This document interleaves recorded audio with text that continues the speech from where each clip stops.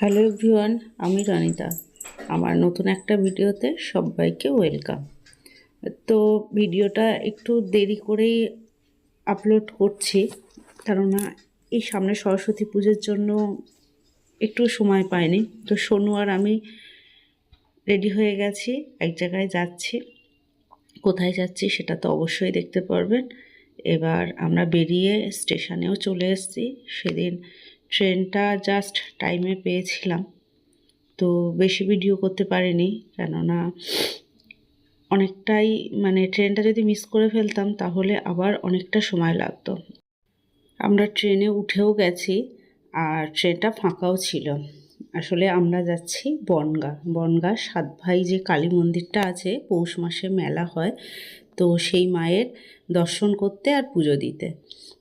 কেন বললাম, কেননা আমরা যারা উত্তর চব্বিশ পরগনার থাকি তারা সবাই জানি যে বনগাঁ ট্রেনটা কী পরিমাণে ভিড় হয়, কিন্তু ফাঁকাই ছিল। আর আমরা পৌঁছেও গেছি। ট্রেন থেকে নেমে টোটোয় করে আসতে হয়, কিন্তু ওই যে বাইরে তো অত ভিডিও করা হয় না, তো এখনও পুরোপুরি অভ্যস্ত হয়নি, যেহেতু টোটোতে বাইরের লোক ছিল।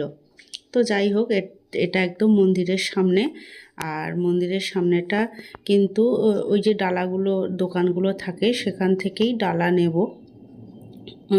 তো অনেক তো বিভিন্ন ধরনের ডালার ভাগ থাকে, তো কোনটা নেব সেটাই পছন্দ করছিলাম। মানে ঠিক করছিলাম। আর মন্দিরটাকে তো খুব সুন্দর করে সাজানো। এখানে এই মন্দিরে পুরো পৌষ মাসের প্রথম পয়লা পৌষ থেকে একদম শেষ দিন পর্যন্ত মেলা হয়। মানে পুজো তো ঠাকুরের নিত্য 12 মাস নিশ্চয়ই হয়।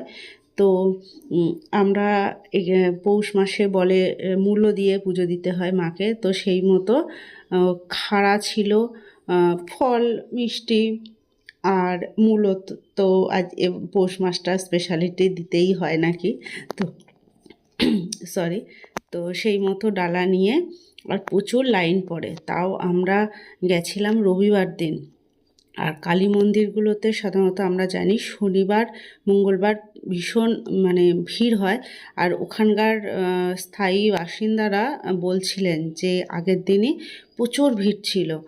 আর তাও কি আমরা গেছি একদম পুরো পৌষ মাসের শেষের দিন।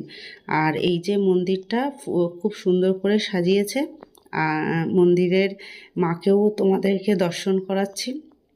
আর প্রচুর ভিড় ছিল, তাই কি আমরা এত সুন্দরভাবে পুজো দিয়েছি, মানে সে যেন কীভাবে বলবো আমি বুঝতে পারছি না। কি প্রচুর কিন্তু লাইন দিলাম, কিন্তু যেই মন্দিরে ঢুকলাম একটু ঠেলাঠেলি হচ্ছিল, তারপরেই ঠিক পুজো দেওয়ার টাইমটা এতটাই মন্দিরটা ফাঁকা হয়ে গেল। জানি না কী কারণে, কিন্তু ভিড় যে কমে গেছিলো তা না। তারপরেই আমরা পুজো দিয়ে যখন বেরিয়ে এসেছি আবার সেই লাইন। তো যাই হোক, ভালো লাগলো পুজো দিয়ে। আর প্রত্যেকটা মন্দিরেই তো সত্যি আগুন তো ভিতরে জ্বালানো যায় না, তো বাইরেই ব্যবস্থা করা হয়, তো সেখানেই এই একটু ধূপ আর বাতি দেওয়া হলো। আর এখানে ভীষণ মেলা বসে। মেলা ঘুরবো, কিন্তু যেহেতু না খেয়ে গেছিলাম, তো পুজো দেওয়ার পরে একটু পেট পুজো করে নিলাম। আর সেদিন নিয়েছিলাম নিরামিষ বিরিয়ানি, মানে ভালো ছিল, খারাপ না। পনির এঁচোড় এগুলো দিয়ে যেটা হয় আর কি। তো তারপরে এই যে এখানে দুটো মন্দির, নদীর এপারে একটা, নদীর ওপারে একটা। তো আমি পুরো ডিটেলস গল্পটা জানি না, এই মন্দির ঘিরে একটা গল্প আছে। তো যাই হোক, আমরা এবার এই নৌকায় করে ওই পারের মন্দিরে যাব। আর ওই পারের মন্দিরটা আমি এই দুবার যাচ্ছি এখানে, মায়ের এখানে, কিন্তু আগের বারে আমরা যেতে পারিনি। তো এবারে যাব, গিয়ে সেই জন্য নৌকাতে ওঠা হচ্ছে। আর নৌকায় ভীষণ আমি ভয় পাই জলে। সাঁতার যে পারি না তা না, পারি, কিন্তু এখন তো সেইভাবে আর পুকুরে স্নান করাও হয় না। কি জানি, আমার এই যে হাত দিয়ে বওয়া যে নৌকাগুলো ভীষণ ভয় লাগে, ওই যে উঠলেই কেমন এদিক ওদিক দোলে। তো এই যে আমার অন্বেষা আর ওর বাবা উঠে গেছে, এবার আমার ওঠার পালা। আমি একটু আমার সময় লাগবে বলে আমি শেষেই উঠেছি আস্তে আস্তে। তো যাই হোক ফাইনালি উঠেছি।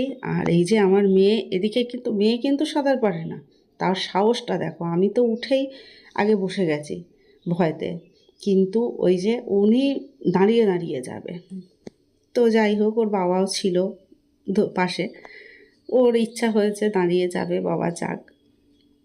তো ওই দিকে যাবো। আর পরিবেশটা সত্যিই সুন্দর, গ্রাম বাংলার পরিবেশ তো এমনিই সুন্দর। আর এই মানে এইটুকু জায়গা, জলটা এত পরিষ্কার, মানে এই মেলার সময় হয়তো যাতায়াতের থাকে, তো সেই জন্য পরিষ্কার করে দিয়েছে, পুরো বড় বড় পানা ভর্তি, কিন্তু ওইটুকু জায়গা পরিষ্কার করা। আর নদীর ওই পারে পিকনিক হচ্ছিল, সবাই বক্স চালিয়ে, ভালো লাগছিল দেখতে। তারপরে এই যে আমরা পৌঁছে গেছি, এপারেও কিন্তু মেলা হয়, কিন্তু ওই পারের মেলাটা আমার মনে হলো বেশি বড়। তো এখানেও যেহেতু মায়ের মন্দির আছে, এখানে এসেও আমরা ডালা কিনে নিলাম, নিয়ে এই যে দেব। আর এই মায়ের একটা বিশেষত্ব দেখলাম, বিশেষত্ব বলবো কি, আমি এরকম দেখিনি। এখানে যে মা রয়েছেন, এনার 10 হাত, 10 হাত কালী, শ্মশান কালী অবশ্যই।